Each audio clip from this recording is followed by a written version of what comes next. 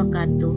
Saya Endah Suyanti, CGP Rekognisi Angkatan 11 dari TKIT Al-Islah Kabupaten Sukoharjo. Berikut adalah aksi nyata modul 1.4 budaya positif.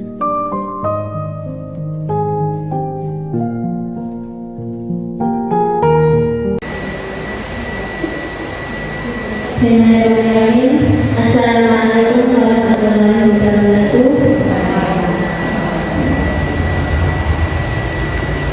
Saudara yang Allah, Rasulullah Muhammad Rasulullah, Rasulullah Salati, wa yasir amri, wa hlul 'uqdatam min lisani yafqahu qawli. Alhamdulillah, syukur semuanya pada siang hari ini alhamdulillah kita diberikan kesehatan, keselamatan dan kelancaran sehingga kita dapat berkumpul hari ini dengan tidak kurang satu apapun. Selamat salam kita kepada Nabi Muhammad SAW beserta para pengikutnya. Insyaallah kita semua nanti mendapatkan syafaat beliau di akhirat nanti. Amin ya rabbal alamin. Baik, untuk acara kita hari ini diseminasi budaya positif, komunitas belajar pintar, pendidikan Islam terus belajar, yang akan disampaikan oleh beliau Ibu Endah Suyanti SDSPD. Kita buka dengan bacaan basmalah bersama-sama. Bismillahirrahmanirrahim. Semoga dengan dibacakan basmalah acara hari ini berlangsung dengan lancar dan membawa keberkahan. Amin ya rabbal alamin. Baik, untuk acara selanjutnya adalah sambutan yang akan disampaikan oleh beliau Ibu Dwi Harjati MS SPSPD. Dipersilakan.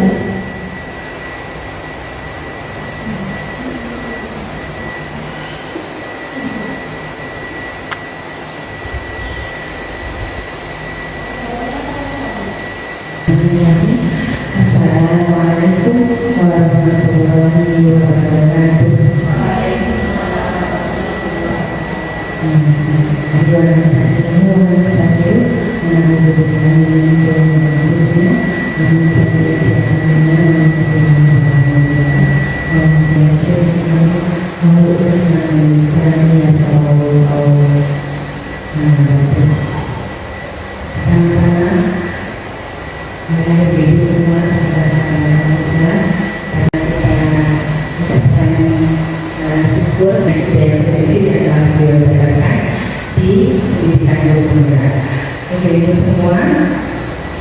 Semoga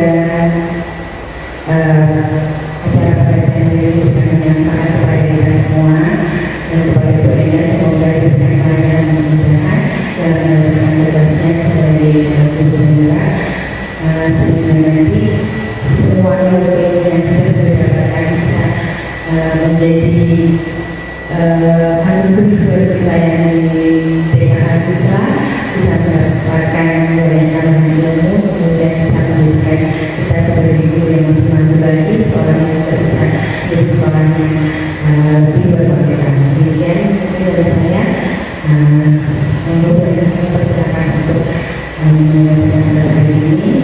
Terima kasih semuanya. Assalamualaikum warahmatullahi wabarakatuh. Untuk acara selanjutnya adalah doa yang akan disampaikan oleh Ibu Ina Listiana SPD. Dipersilakan.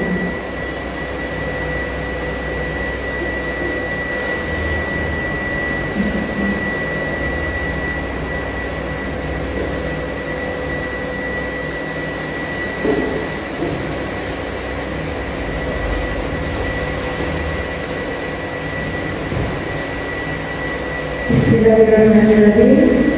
Assalamualaikum warahmatullahi wabarakatuh.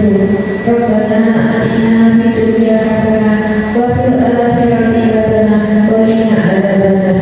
Ya Allah, kabulkan doa kami.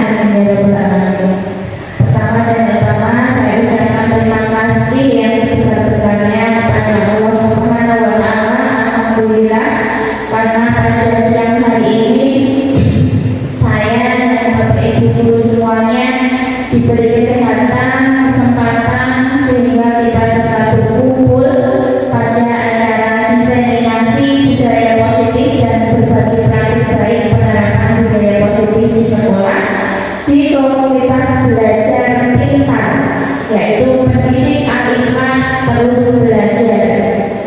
Baik Bapak Ibu, pada hari ini kita akan belajar bersama tentang apa itu budaya positifnya. Kemudian yang kedua, salam serta salam. Baik Bapak Ibu, hari ini kita akan belajar seperti yang tertera di judul di depan, bahwa hari ini adalah pengibasan atau diseminasi ilmu yang sudah saya dapatkan dalam belajar di pendidikan guru penggerak. Ini adalah saya sudah sampai di akhir pakai modul 1. Mungkin ibu-ibu guru yang sudah pernah mengikuti pendidikan guru penggerak ini sudah paham, sudah mengotak begitu, dan sudah diterapkan di kelasnya masing-masing. Praktik baik saya dalam budaya positifnya. Nah, Bapak Ibu, sebelum kita masuk ke dalam materi, marilah kita semuanya kita duduk. Kita dengarkan alunan musik. Nah, alunan musik yang mana ini lebih nyaman dengan apa yang dikerjakan, silakan dikerjakan.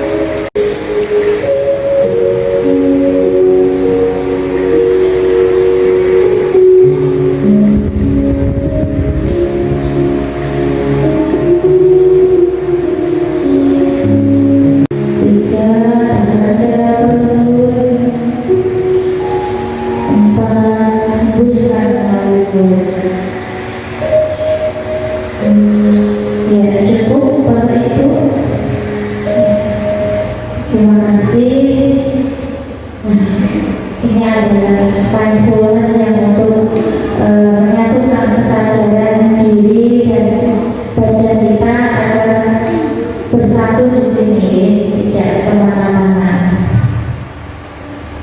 Nah, kita masuk ke dalam materi. Gimana rasanya? Ada yang mau berbagi setelah mindfulness? Rasanya apa tambah ngantuk atau gimana Bu? Ada yang mau menyampaikan? Bu Tini. Alhamdulillah setelah masuk video ini saya merasa lega, pikiran tenang dan bisa bergerak. Ya, terima kasih Bu Tini. Ini bisa dilakukan saat-saat panjenengan capek atau rasanya kok sedih begitu ya. Saya kalau tiap malam itu mau tidur menyetel ini dulu bisa nangis-nangis sendiri Bu di kamar itu, biasa nyetel kayak gitu sendiri, merenungi apa yang sudah saya lakukan seharian ini. Adakah orang-orang yang saya sakiti hari ini seperti itu, muhasabah diri dan juga mengenalkan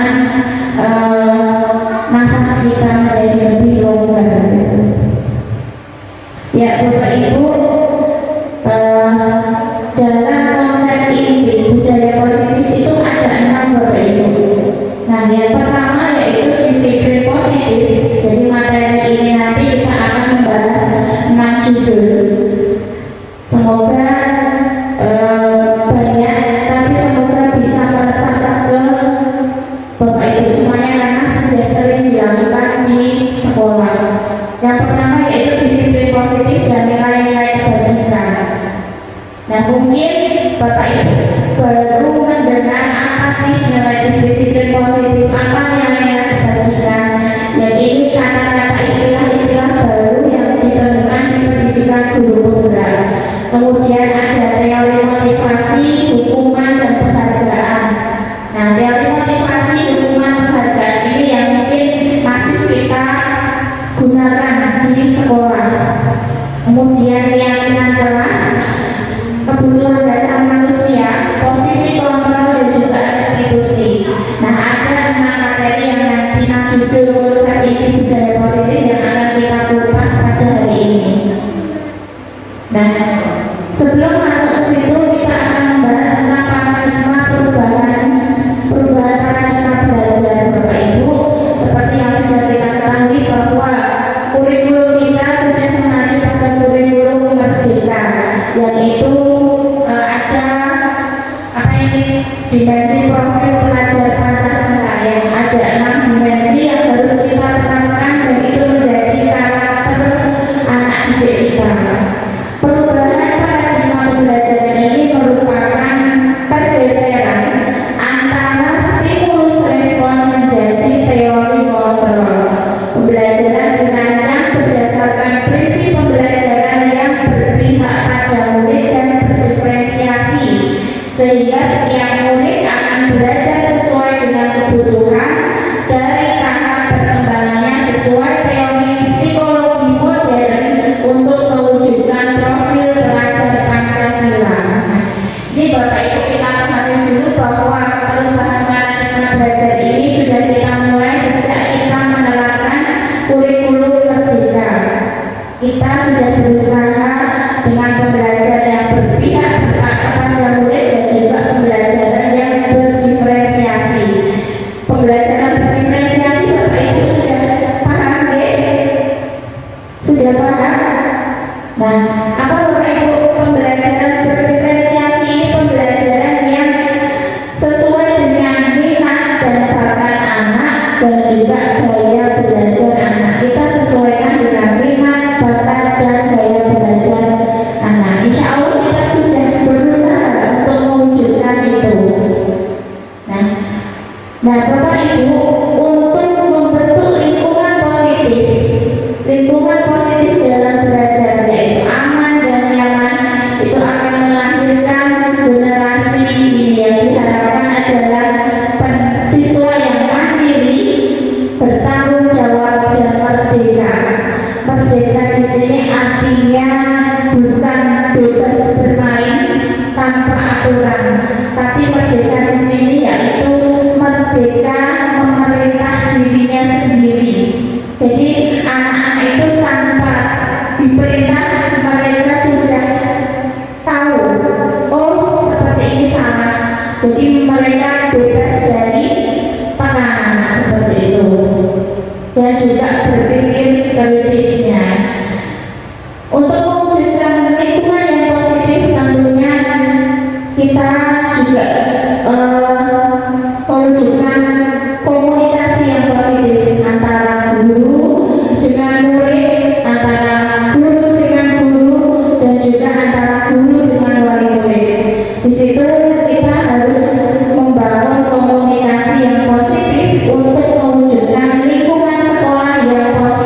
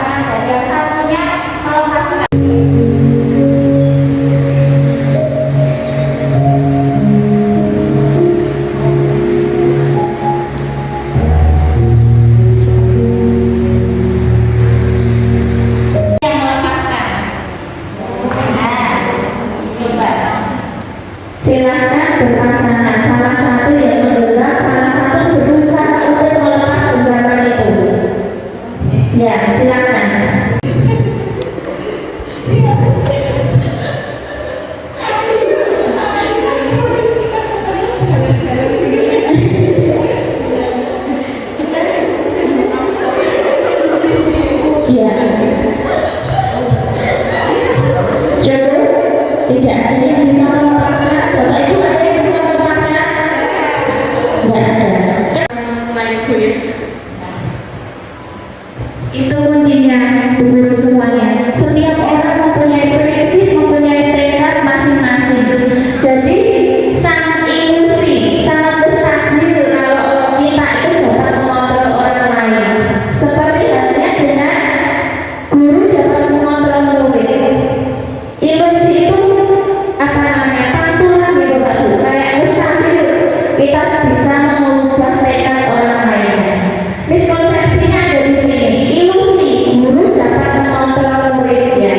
Jadi nggak mungkin guru itu dapat mengontrol murid. Kemudian ilusi bahwa kritik membuat rasa bersalah dan mampu menguatkan karakter. Kemudian ilusi bahwa semua penguatan positif efektif dan bermanfaat. Kemudian ilusi bahwa orang dewasa itu dapat memaksa. Ini adalah miskonsepsi tentang teori kontrol. Jadi kita orang itu tidak bisa disetir oleh orang lain. Seperti halnya kita mau menyetir murid kita, itu kita tidak bisa ternyata, karena setiap orang itu memiliki tekad, memiliki prinsip sendiri-sendiri. Nah, semakin menarik saya di sini itu Bu. Oh iya, ternyata seperti itu. Kemudian apa paradigma stimulus respon ke teori kontrol itu seperti apa? Seperti tadi perubahan paradigma belajar, bahwa berubah dari stimulus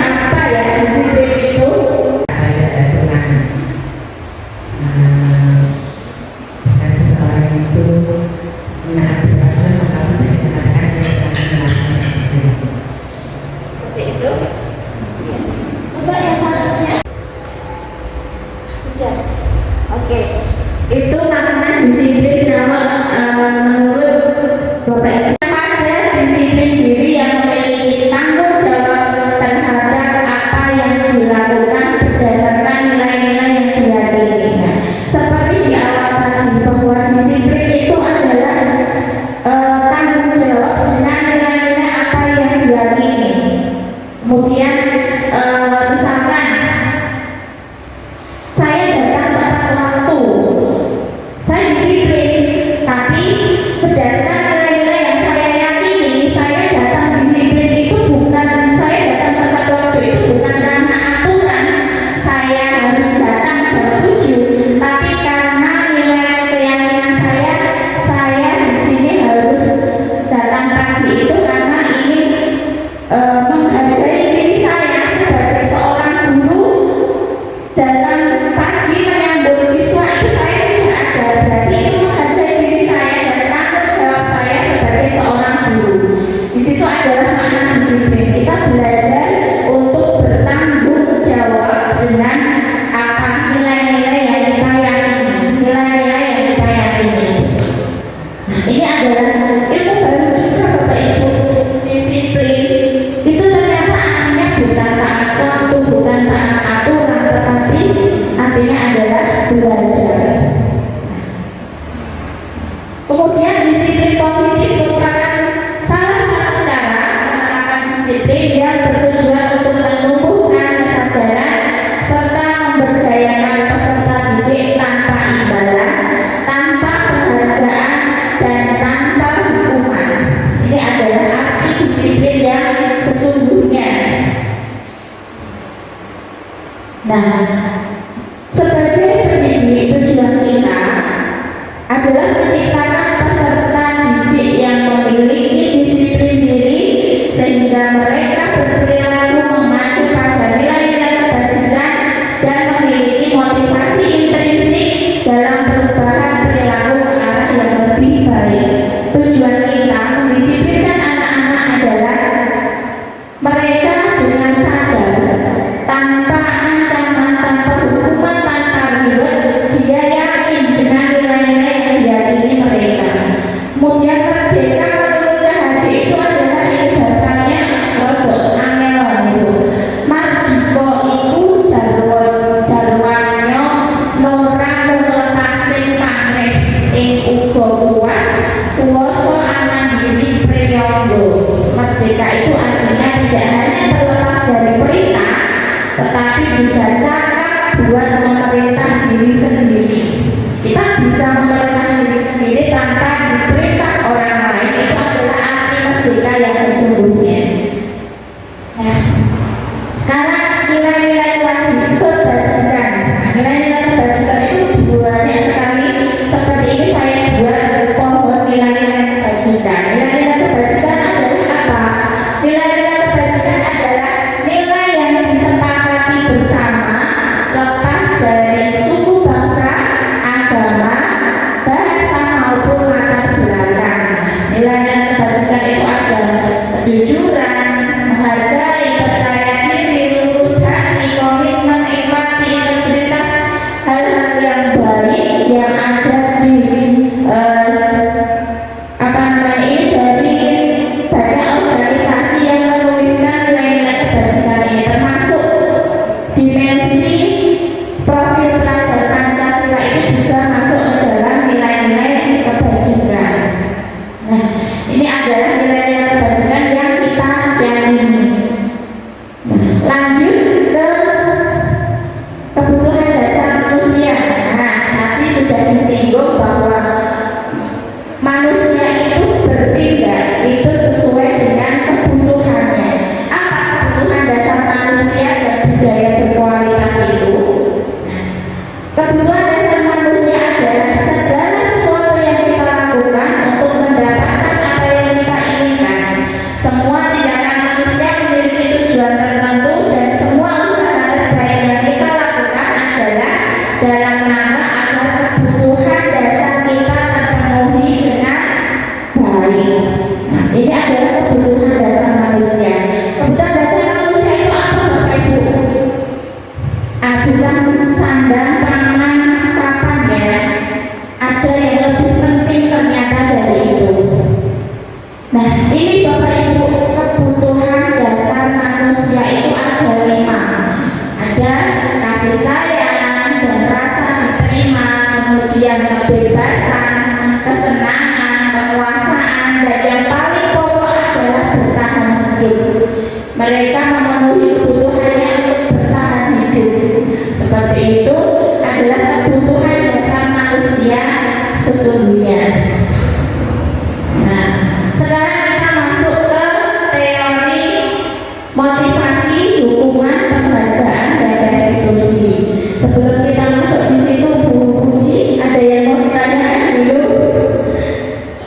Jangan ngantuk pokoknya yang ikut materi saya ngantuk nanti dapat main.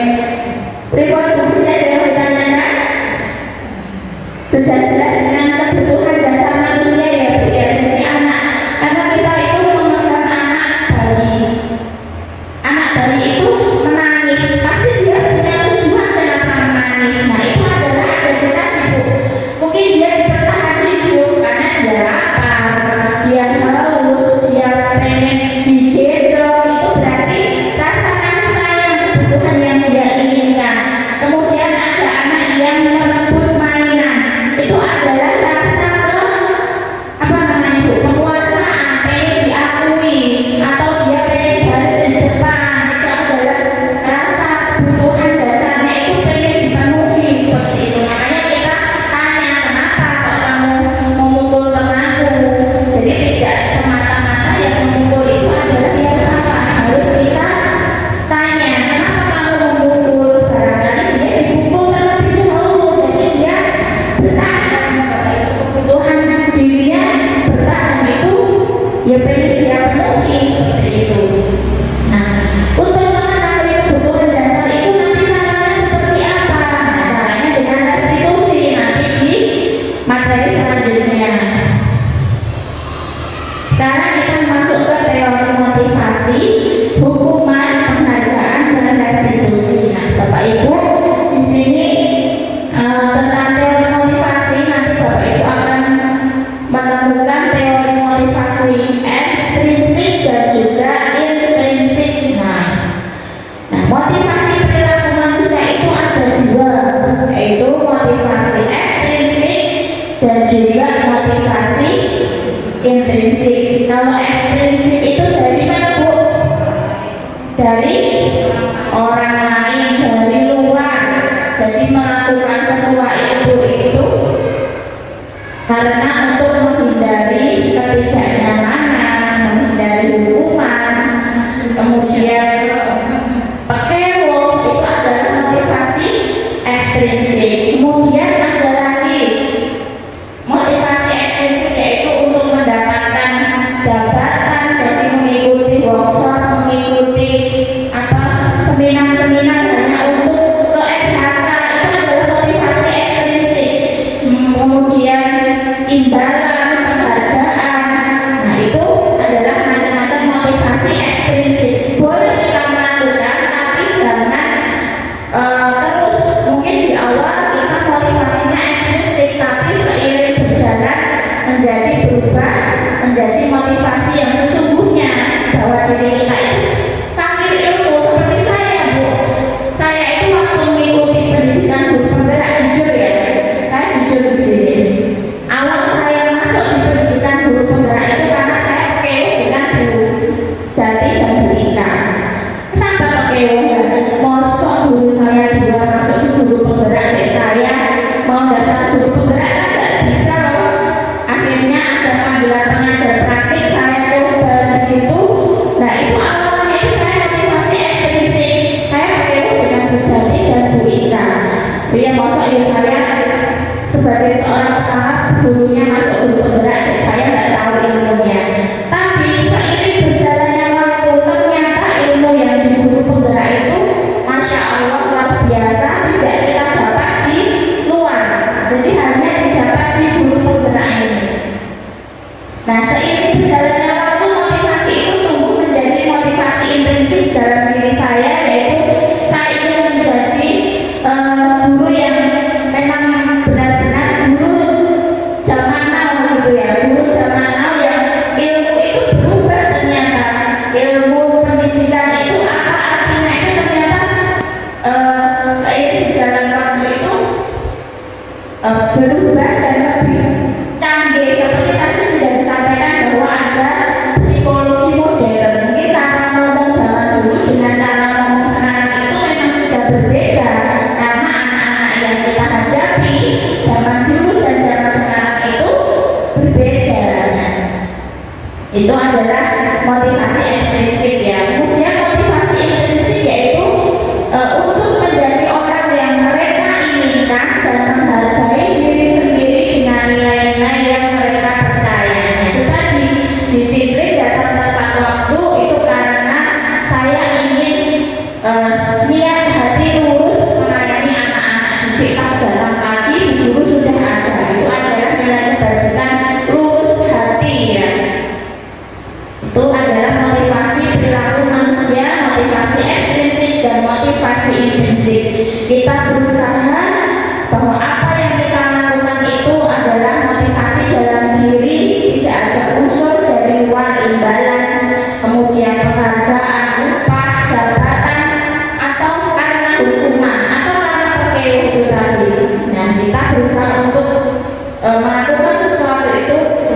motivasi intensif.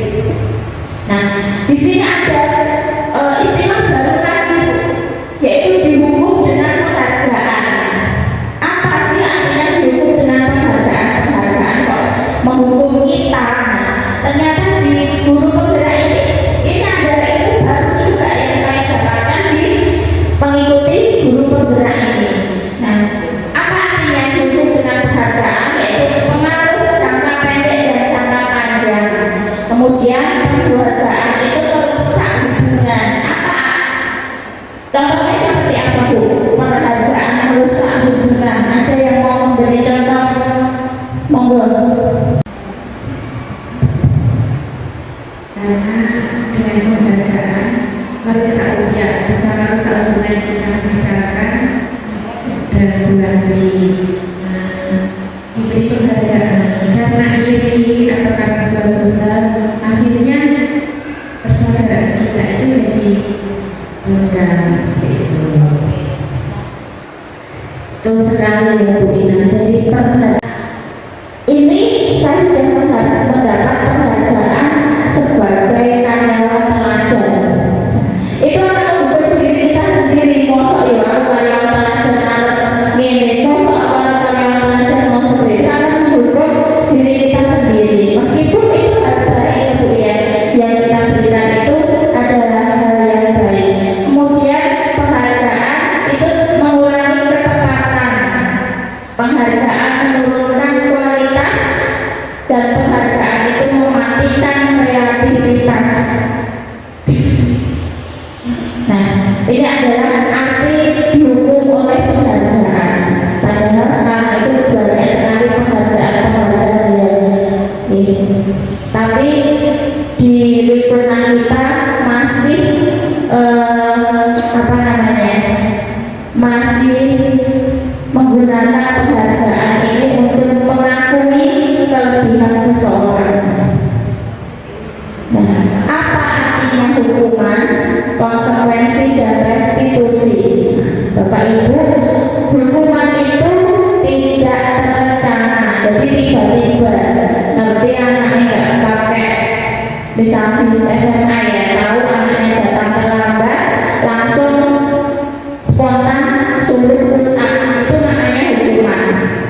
Kemudian murid tidak tahu apa yang akan terjadi dan tidak dilibatkan, jadi tidak tahu mau dihukum push up atau lari mengelilingi lapangan, murid itu tidak tahu. Kemudian bersifat satu arah, hanya guru saja yang mengetahui jenis hukuman itu. Kemudian berupa hukuman fisik atau psikis, itu adalah arti dari hukuman. Kemudian konsekuensi. Nah, konsekuensi itu terencana dan disepakati sesuai peraturan. Contohnya apa konsekuensi? Kalau ada anak menuangkan air tumpah, itu konsekuensinya apa Bapak Ibu? Membersihkan. Itu adalah contoh konsekuensi. Tapi kalau anak menumpahkan air terus anak dihukum di depan kelas, tidak boleh masuk kelas, itu namanya hukuman.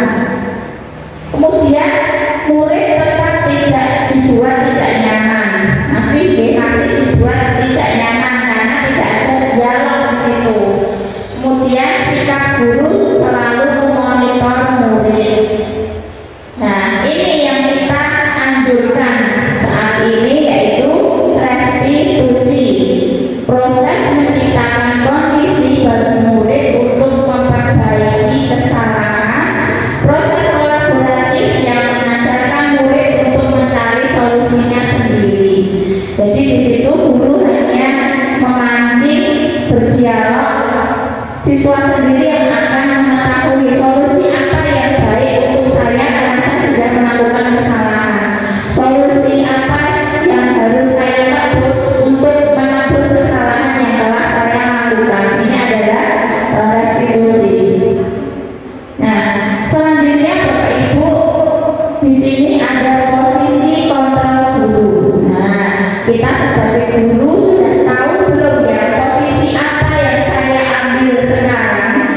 posisi apa yang sudah saya terapkan sekarang dengan anak didik saya.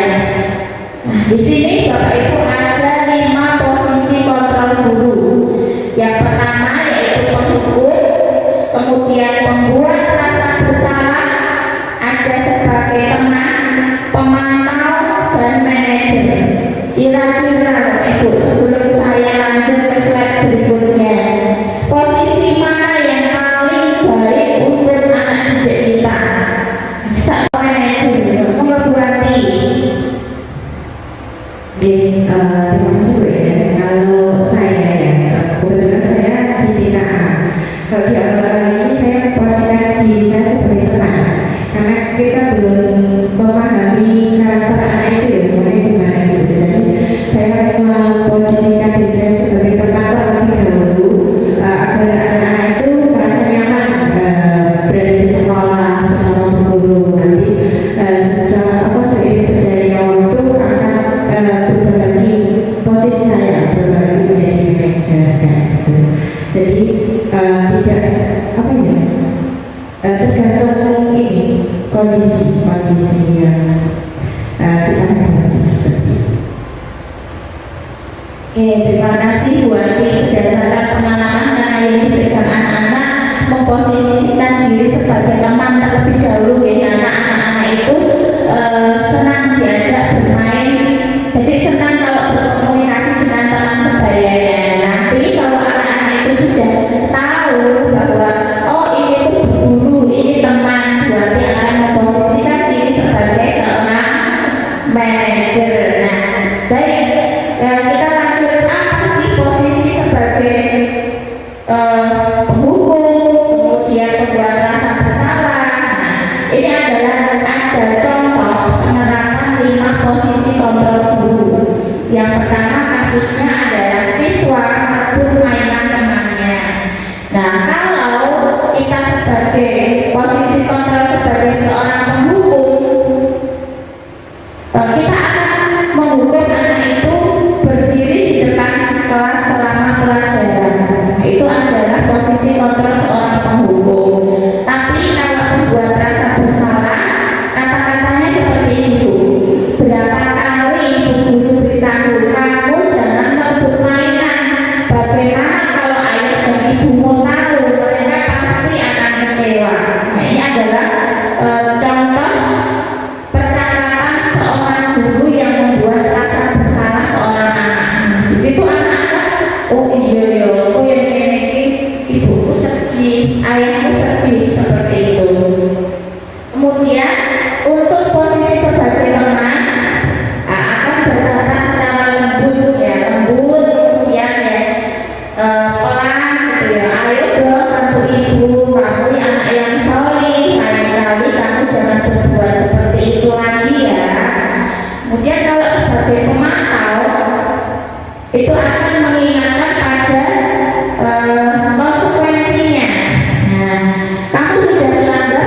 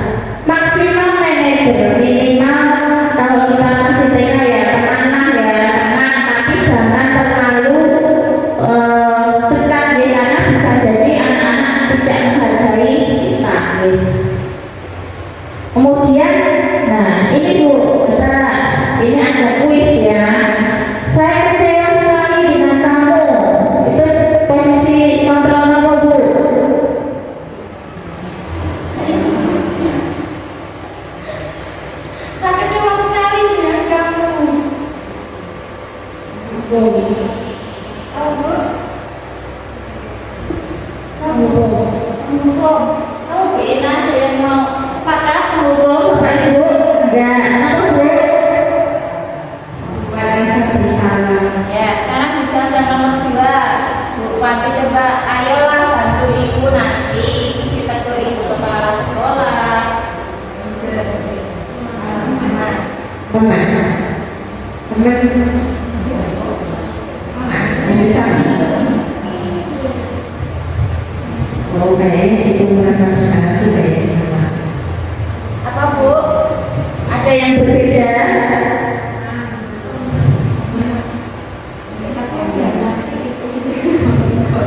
Apa?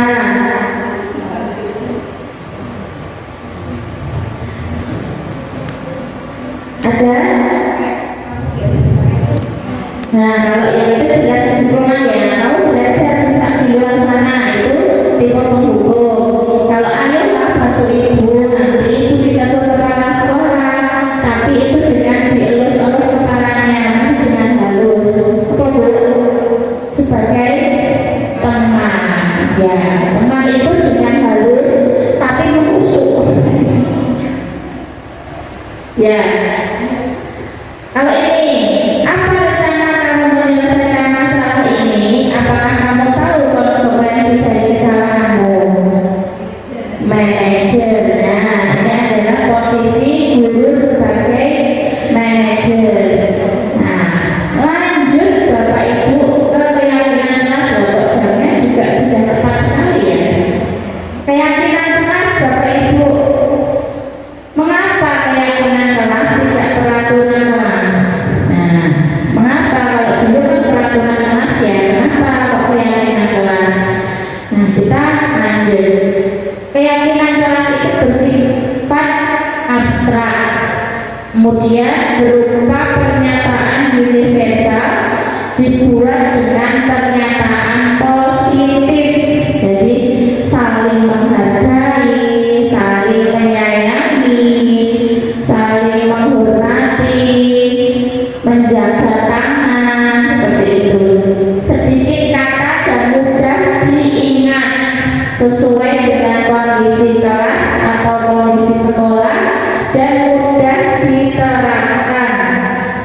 Semua pihak dilibatkan. Kalau keyakinan kelas berarti semua anak dilibatkan. Kalau keyakinan sekolah berarti semua warga sekolah dilibatkan. Itu adalah pembentukan keyakinan kelas. Kemudian ini Ibu, kenapa tidak keyakinan kelas? Kenapa tidak peraturan kelas, tapi keyakinan kelas seperti kata-kata ini? Mengapa kita memiliki peraturan harus menggunakan helm bila berkendara roda 2? Peraturannya menggunakan helm, tapi itu bisa menjadi keyakinan kita kalau kita melakukannya dengan motivasi intrinsik. Saya menggunakan helm ini karena melindungi kepala saya. Kemudian mengapa kita memiliki peraturan membuang sampah pada tempat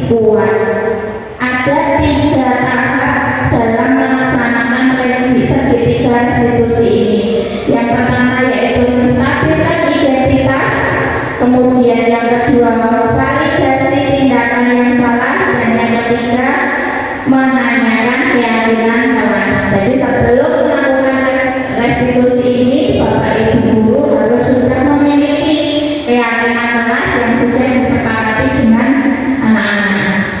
Nah, ciri-ciri restitusi di sini yang pertama yaitu belajar dari kesalahan, bukan untuk menebus kesalahan. Kalau dia sudah belajar dari kesalahan, otomatis dia tidak akan mengulangi kesalahannya itu. Tapi kalau untuk menebus kesalahan, dia akan mengulangi dan bisa akan ditebus lagi kesalahan itu. Kemudian memperbaiki hubungan antara yang berbuat salah dengan yang korban, akan memperbaiki hubungan dan menawarkan bukan memaksa. Jadi ditawarkan solusinya apa yang terbaik untuk memperbaiki kesalahannya. Dan restitusi adalah cara yang terbaik menuntut untuk melihat ke dalam dirinya sendiri. Ingin jadi apa kamu bertanya kalau kamu berbuat seperti ini. Kemudian mencari kebutuhan dasar yang mendasari tindakan itu. Nah, ini tadi kembali ke kebutuhan dasar tadi. Mengapa kamu melakukan ini? Kita lihat alasannya apa kamu melakukan itu. Kita kembali ke kebutuhan dasar yang ingin dia penuhi tadi. Kemudian berfokus pada solusi, bukan pada masalah, dan mengembalikan anak yang berbuat salah pada kelompoknya dengan karakter yang lebih kuat. Nah, berdasarkan menstabilkan identitas Bapak Ibu, berdasarkan prinsip membuat kesalahan adalah bagian dari proses pembelajaran. Kata-kata dalam menstabilkan identitas ini, kita adalah bagian dari proses pembelajaran bahwa yang berbuat salah itu bukan mau saja. Setiap orang pernah berbuat salah. Salah itu wajar. Manusia itu tidak sempurna, pernah berbuat kesalahan. Guru tidak ingin mencari kesalahan, tetapi di sini guru mau membantu bagaimana cara menyelesaikan kesalahanmu itu. Dia akan berpikir sendiri, akan mencari solusinya sendiri. Kemudian kalau guru berada di posisi seperti kamu, mungkin guru juga akan melakukan seperti itu karena guru mau membela diri. Nah, seperti ini Bapak Ibu untuk menstabilkan identitas. Jadi biar stabil dulu emosinya. Nah, itu kalau marah, oke, duduk dulu. Buku kamu boleh melakukan ini, tapi tentunya kamu punya alasan apa sebabnya kalau melakukan itu. Nah, kemudian, nah ini validasi tindakan yang salah, menanyakan. Kamu pasti punya alasan mengapa melakukan itu. Kembali ke kebutuhan dasar tadi. Mungkin karena aku senang guru mainan air. Itu berarti kebutuhan dasarnya kesenangan.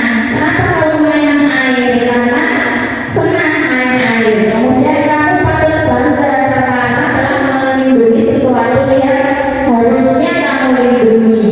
Kemudian kamu melakukannya karena mempertahankan sesuatu yang berharga. Nah, itu adalah contoh-contoh validasi tindakan yang salah. Divalidasi. Kenapa kok kamu melakukan itu? Pasti akan kembali ke tujuannya. Dia punya tujuan dalam melakukan itu. Dan yang terakhir, nah, dalam mencari solusi kita akan menanyakan, masih ingat tidak dengan keyakinan kelas kita bahwa misalnya tadi merebut mainan, ya Bu, keyakinan kelas kita mainnya harus bergantian. Kemudian nilai apa yang telah disepakati, seperti apa gambaran sebuah kelas dan ide yang menurut kamu. Tapi kalau anak-anak cukup, kamu ingat nggak dengan keyakinan kelas kita? Mereka akan mengingat-ingat. Ini adalah contoh penerapan segitiga restitusi yang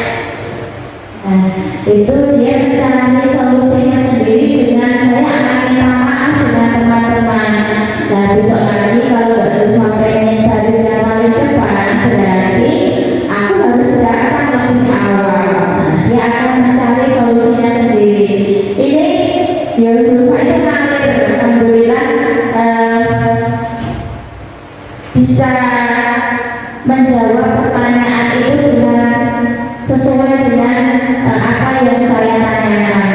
Nah, itu adalah contoh penerapan segitiga restitusi. Nah, selanjutnya Bapak Ibu, alhamdulillah ini tadi materi dari penerapan budaya positif yang semoga nanti bisa kita terapkan bersama-sama di sekolah kita dari TPA, KP, dan TK. Restitusi itu bisa dilakukan untuk anak kecil sampai dewasa.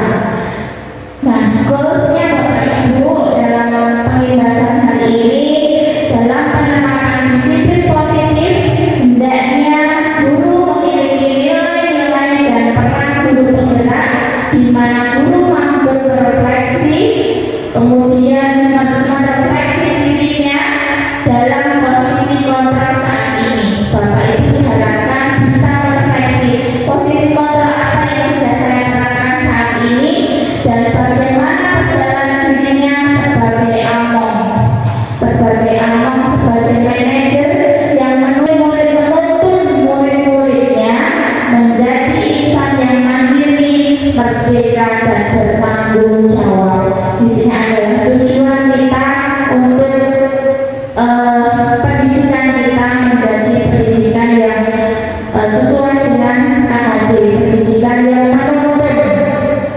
Nah,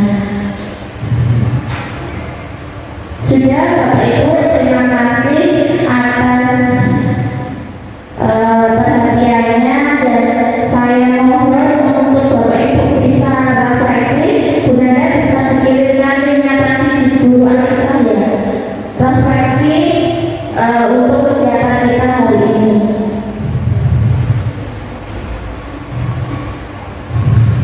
Nanti Bapak Ibu bisa silakan diisi dengan klik di plusnya, lalu ditulis di situ. Dan di situ ada refleksi untuk pembahasan kita hari ini, bagaimana perasaannya, kemudian hal baik apa saja yang sudah didapat, dan hal buruk apa yang akan panjenengan tinggalkan setelah memahami budaya positif hari ini, dan apa yang akan diterapkan setelah mendapat materi budaya positif hari ini. Sambil menunggu refleksi Bapak Ibu mengisi, saya ucapkan terima kasih yang sudah menyempatkan waktunya pada siang hari ini. Kita bisa belajar bersama tentang budaya positif dan semoga komunitas belajar ini akan terus berlanjut dengan materi-materi yang menarik tentunya dan bisa menambah ilmu kita. Kita terus belajar menjadi guru pembelajar sepanjang hayat. Saya akhiri, mohon maaf apabila ada kesalahan dan kekurangan dari saya. Wassalamualaikum warahmatullahi wabarakatuh. Alhamdulillahirrahmanirrahim. Acara dan acara sudah terlampau dengan baik. Semoga apa yang disampaikan oleh beliau Ibu Inasi yang di SISPD memberikan keberkahan dan ilmu yang diberikan oleh beliau kita dapat menyerapnya dengan sebaiknya dan terpublikasi dengan baik di sekolah kita. Semoga Al-Islam semakin jaya, semakin bertambah, terus belajar dan semakin hebat untuk membersamai anak-anak generasi penerus bangsa. Baik, terima kasih. Kurang lebihnya dari saya mohon maaf. Kita tutup acara kita hari ini dengan bacaan hamdalah dan doa kafaratul majelis. Alhamdulillahirabbil alamin. Subhanallah wa